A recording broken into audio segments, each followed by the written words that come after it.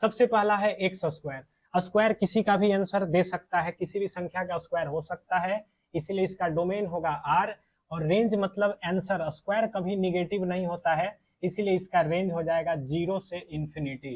Cube, किसी भी संख्या का हम क्यूब भी निकाल सकते हैं, तो इसीलिए इसका डोमेन होगा आर। क्यूब करने पे माइनस भी आ सकता है, प्लस भी आ सकता है, इसलिए इसका रेंज भी हो जाएगा आर, यानी माइनस इंफिनिटी से प्लस इंफिनिटी। मॉड, किसी भी संख्या का हम मॉडुलस निकाल सकते हैं, तो इसीलिए इसका डोमेन हो जाएगा आर। और रेंज मतलब मॉड जो आंसर देता है वो निगेटिव दे ही नहीं सकता है, तो इसीलिए इसका रेंज हो जाएगा 0 से इंफिनिटी, 0 वहां शामिल होगा। अगला है आपका ग्रेटेस्ट इंटीजर फंक्शन।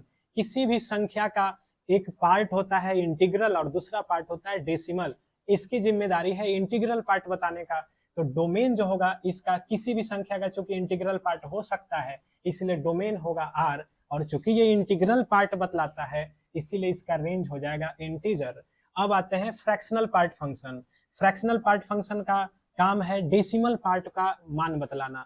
तो कोई भी संख्या का डेसिमल पार्ट होगा, इसीलिए इसका जो डोमेन होगा आर होगा। और जहां रेंज की बात करेंगे, चूंकि ये डेसिमल हिस्सा है, तो इसीलिए इसका रेंज जो होगा 1 से छोटा रहेगा, यानी 1 स्मॉल ब्रैकेट में, 0 बड़े ब्रैकेट में।